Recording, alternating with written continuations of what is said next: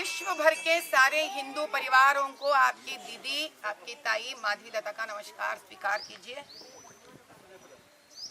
अहिल्याबाई होलकर का त्रिशताब्दी जन्मदिन महोत्सव पर तो हम तो खुशी खुशी मंदिरों के पास आना चाहिए था और मंदिरों का बड़प्पन भारत में बात करना था, लेकिन दुर्भाग्य की बात तो ये है कि आज हम हैदराबाद पुरानी बस्ती में ठहरे हुए हैं, जिनको भाग्यनगर के नाम से कहना चाहिए था, लेकिन अपना दुर्भाग्य है कि आज भी ये भाग्यनगर नहीं बना है। इतना दुर्भाग्य से भरा हुआ है ये पुराना बस्ती हैदराबाद कि आज मैं जिस क्षेत्र में ठहरी हूँ, क्षेत्र का नाम है सुल्तान बाग, बंडलगुड़ा मंडल और फलकनुमा। आप सब लोग फलकनुमा पैलेस जानते हैं ना? वो फलकनुमा के पैलेस थोड़ा आप नीचे जाएंगे और बायां के तरफ मुड़ जाएंगे तो ये मंदिर आएगा। ये मंदिर का नाम है पंचलिंगाला मंदिरम। पंच यानी 5 शिवलिंग के एक समूह से बना हुआ है ये, और यहाँ का शिव बड़ी विशेष रूप के धारण किए हुए हैं। यहाँ पे एक बड़ा पत्थर है जो स्वयंभू है और ये तकरीबन 200 साल से पुराना है। देखिए 200 साल पुराना बस्ती की सबसे बड़ी अहमियत बात यह है कि तेलंगाना में जितने पुराने मंदिर हैं उनके बराबरी में यहाँ के मंदिर है। यानी कि चोलों के राज्य से लेकर यहाँ पर मंदिर है, ये कोई जानता तक नहीं। अगर यूनेस्को काम करना शुरू करेगा तो इतने सारे ढेरों मंदिर सिर्फ ये पुराना बस्ती जो मुगलों के हाथ में है, जो रजाकारों के हाथ में है, आज भी जो एमआईएम हाथ में हाथ धरे, ऐसा वक्फ बोर्ड के अगेंस्ट कि वक्फ बोर्ड नहीं आना चाहिए, हाथ में हाथ धरे दोनों भाइयों एक बहुत बड़ा जुलूस निकालते ना, उन्हीं के संरक्षण में मंदिरों के कब्जा होते जा रहे हैं। और वैसे कब्जा करने वालों में से एक मंदिर ये ऐसा है। असल में इसका पूरा जमीन था 3.5 एकड़। अरे आप मुझे बोल सकते दीदी आप किस बात पर बोल सकते हो इतनी यकीन से, तो वो भी हम आपको दे देंगे। भैया 1 मिनट पकड़ लीजिए। ये जो है हमने लिखा हुआ नहीं है, ये पहाड़ी है। भैया ऊपर नीचे पकड़ते होंगे हम, माफ कीजिए क्योंकि हमें उर्दू आता नहीं है, पकड़ना भी नहीं आता उर्दू। लेकिन ये 1960 में ये पहाड़ी निकाला गया है। कोई उर्दू पढ़ सकते तो देख लीजिए, अपने मुसलमान दोस्तों भाइयों बहनों को भी दिखा दीजिए। ये पहाड़ी कहता है कि पंचलिंगाला जो मंदिर है इसको 3.5 एकड़ इसका जमीन है। भैया जरा एंडोमेंट का भी पेपर दे दीजिए, सर एंडोमेंट का पेपर दे दीजिए। कहाँ एंडोमेंट का पेपर? मुकेश भाई। हाँ मुकेश भैया आप इधर ही ठहरे, आप तो बहुत मेहनत किए हुए हैं वानर सेना के साथ साथ। अब ये जो है ये एंडोमेंट का पेपर है, जरा जूम कर लीजिए, कई लोग ये ना समझे कि दीदी कौन सा पेपर दिखा रही है हमें। सिर्फ सच्चाई बात करना ही दीदी को आता है। और अब इसको मैं आप ही के सामने पलट रही हूँ। ये देखिए जहाँ ब्लू लाइन मार्किंग है इस पे आप गौर करिए, ध्यान से देखिए। ये 11,200 तकरीबन स्क्वायर मीटर, यानी अगर आप कैलकुलेट करेंगे ये तकरीबन 3.5 एकड़ का जमीन है जो एंडोमेंट्स ने खुद डिक्लेयर कर दिया है। तो चलिए भाई, गवर्नमेंट ने बता दिया है ये बात। अभी ये लोग जैसे ही कब्जा मानने लग गए, एक बार पैन कर लीजिए अपने मुगलों का घर देखिए, दाया मुगला घर है, बाया रजाकार का घर है, पीछे निजाम का घर है, देखिए पूरा। आप पूछेंगे कैसा है, जरा देखिए उसमें कुछ उर्दू भाषा में लिखा हुआ है, ये रजाकारों का घर है, देखिए। हाँ उसके बाद फाइनल भी एक बार जूम करिए। जो पूरे आप देख रहे हैं ना अगल बगल में 3.5 एकड़ का जमीन आज इस हालत पे आ गया है, मेरे हिसाब से ये आज 300 गज भी नहीं है। 3.5 एकड़ से लेकर आज इस मंदिर का जगह 300 एकड़ भी नहीं है, 300 गज भी नहीं है, 300 स्क्वायर यार्ड, 300 गज भी नहीं है। 3.5 एकड़ से निकलकर ये 300 गज भी नहीं है। इसके लिए कई सालों से यानी 2007 से भी वानर सेना और मुकेश भाई लड़ते आए, लड़ते हैं। लेकिन दुर्भाग्य की बात यह है कि ये लोगों को बार बार लेके जाना, पुलिस स्टेशन में बिठा देना, जेलों में डालना। एक हमारे भाई को तो 1 महीना चरलपल्ली जेल में डाल दिए है। क्यों? क्योंकि उन्होंने बेचारा आवाज उठाया कि ये मंदिर का जमीन है, कब्जा कर रहे हैं, ये गलत बात है। अब आप पूछेंगे दीदी इसका भी प्रूफ दे दो, ठीक है दे देंगे। ये देखिए 2007 में ये लोग कोर्ट को गए हैं, अपना केस डाले हैं, जिसमें कोर्ट ने 2011 को, ये देखिए 17/2/2011 को अपना डिसीजन दिया है कोर्ट, जिसमें कोर्ट ने कहा है कि ये जो बंदा सैयद ख्वाजा गौजुद्दीन है ये एक लैंड ग्रैबर है, यानी जमीन हड़पने वाला बंदा है, ये सही इंसान नहीं है, गलत बंदा है। इसीलिए आप ये जो जमीन है आप वापस उन्हीं को दे दो। ये फोर्थ, ये देखिए इश्यू नंबर 4 पे देखिए, आप जब इस वीडियो को देख रहे हैं वहां पे पॉज कर इसको पढ़ लीजिए अंग्रेजी में। ये कहता है अगर आप एन वक्त पे इसको समय 2 महीने के अंदर नहीं दिए तो आरडीओ को दखलंदाजी कर इसका जमीन इनको वापस दिलवाना है। तो आरडीओ साहब जब से लेकर आज तक गायब है मुझे लगता है, लेकिन आरडीओ साहब होते तो आज माधवी लता दीदी नहीं होती, ये रिकॉर्डिंग नहीं होती रहती है, पता नहीं अब कहाँ चलेगी। ये अपनी तरफ से है। तो अब आपको हम कुछ और दिखाते हैं किस प्रकार से। अच्छा ये देखिए, ये बच्चे ऐसे बार बार मंदिर के जमीन को बचाने के लिए ये लोग चलते हैं, ऐसा पुलिस कंप्लेंट देने के लिए, और इसमें पुलिस डिपार्टमेंट को हिम्मत तक नहीं है लैंड ग्रैबर का नाम लिखने के लिए। अनआइडेंटिफाइड क्या लिखते हैं भैया, यहाँ पर दिखाइए जरा एक मिनट इनको। ये लिखते हैं कि some unknown minority community people. ये देखिए, हालांकि कोर्ट ऑर्डर में नाम साफ साफ दिया गया, ये देखिए ख्वाजा गैजुद्दीन नाम साफ साफ दिया गया है, कोर्ट ने दे दिया है, लेकिन एफआईआर कहता है सम अननोन। हाँ, सम अननोन। अब पुलिसों के लिए हर उस लैंड ग्रैबर अननोन है भैया। वाह क्या देशभक्ति है, कितनी अच्छी प्रशासन चल रही है यहाँ पर कि पुलिसों को, पुलिस वाले आते हैं मेरा वीडियो लेते हैं, क्यों? उनके लिए सबसे बड़ा देशद्रोही मैं हूँ जो मंदिर को बचाने आई हूँ, और लैंड ग्रैबर कौन है? अननोन मुस्लिम कम्युनिटी का बंदा है। ये पुलिस वाले क्या कांग्रेस के शासन में, बीआरएस के शासन में, आज फिर से जो कांग्रेस के शासन में, क्या हमको बचा पाएंगे?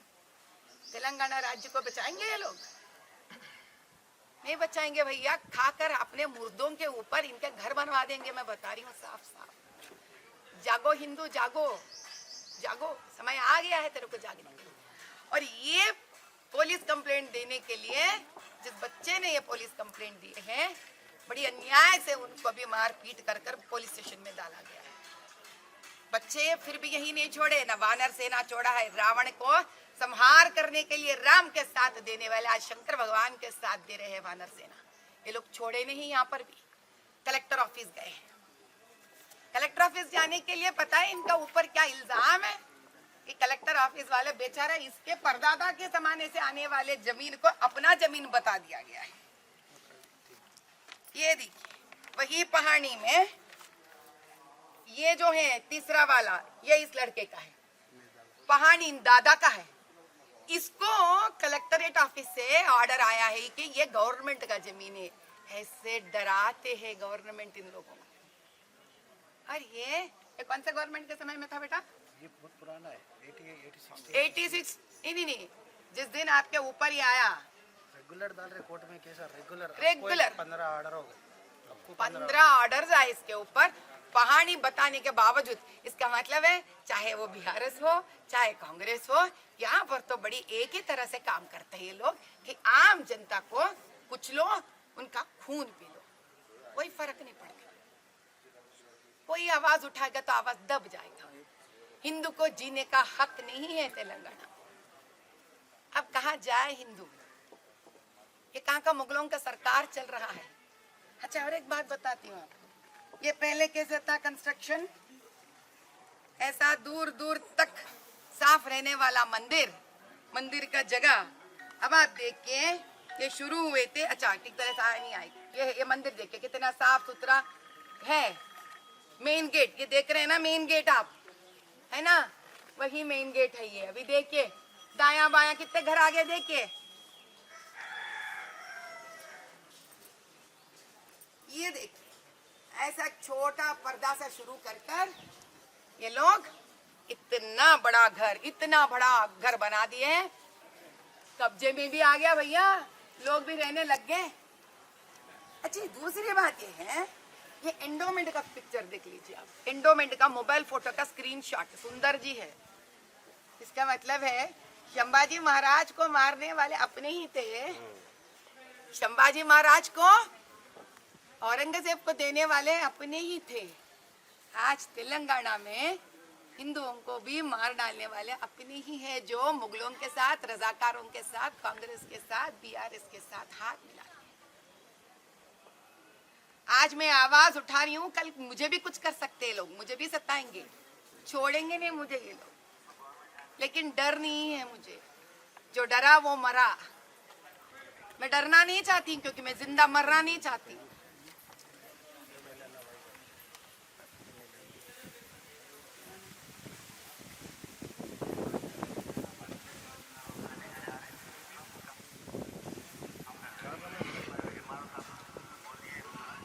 नील अंडा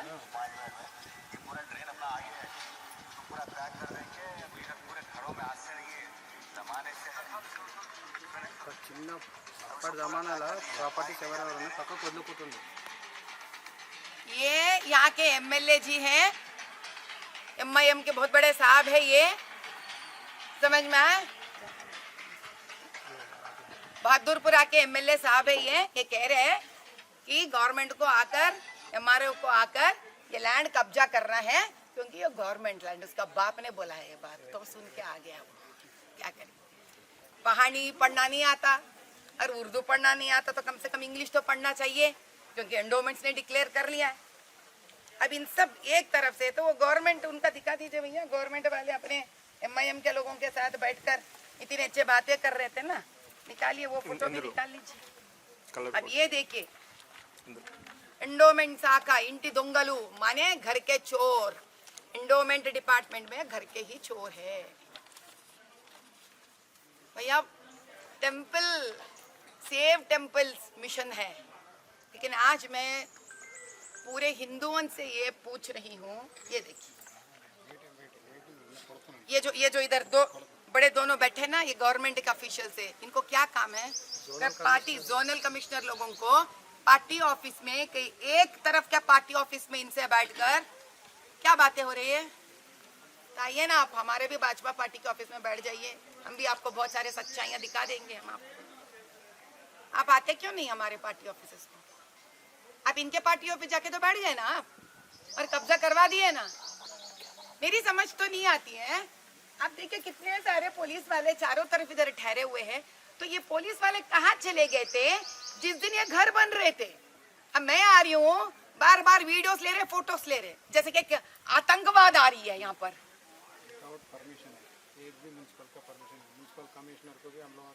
म्युनिसिपैलिटी में इनका परमिशन नहीं है। और भाइयों बहनों, सबसे महत्वपूर्ण बात बताती हूँ, अगर हिंदू तो जागृत नहीं हुआ, ये पता है क्या होगा? जो गलती से, गलत काम से जो इंसान लैंड को खींच रहा है, जो गलत काम कर कर बिना कोई परमिशन का घर बना रहे, इसमें एक सच्चा मुसलमान तो आके नहीं ठहरेगा।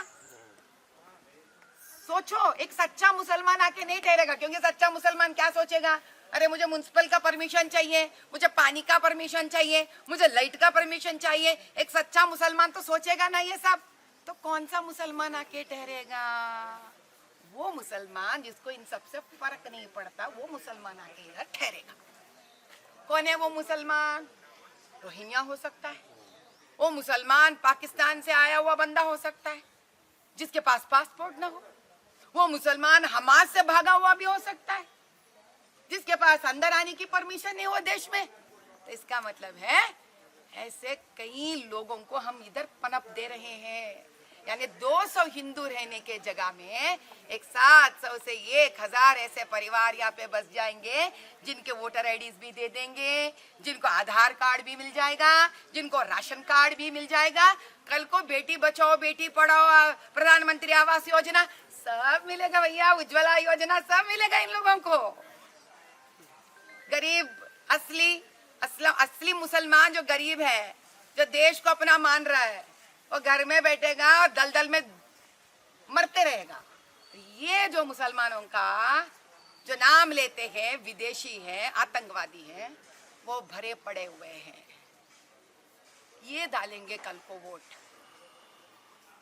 और इनके वोट डालने के लिए ये लोग वोट डालने पर जीतने वाले किस किस के मदद ले रहे हैं, अब आपको सोचना पड़ेगा।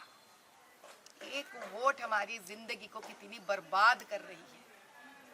आज हम आवाज उठा रहे हैं दिल से, खून से, प्यार से, अपने भगवानों को, अपने मंदिरों को, अपनी लड़कियों को, अपने लड़कों को, हिंदुत्व को बचाने के लिए। अरे आवाज का कोई महत्व नहीं है यहाँ पर। यहाँ तक कि आप यकीन नहीं करोगे, धरना तक करने के लिए नहीं है, क्योंकि यहाँ का तेलंगाना गवर्नमेंट, कांग्रेस ने धरना चौक को बंद करके रखा। हम धरना भी नहीं कर सकते यहाँ पर, तो क्या दिल्ली जाकर धरना करें हम लोग? तेलंगाना में रहकर क्या करें हम? इन लोगों को वक्फ के अगेंस्ट हाथ में हाथ धरे चलने के लिए परमिशन मिल जाते हैं। आज हम यहीं से सवाल कर रहे हैं इस गवर्नमेंट को, और ये हर हिंदू का जिम्मेदारी है इसको विश्व भर फैलाओ। ये जंग शुरू हो गया है, और शंभो शंकर से ही ये जंग शुरू हो गया है। अब हम छोड़ेंगे नहीं, हम कोई भी इसको छोड़ेंगे नहीं।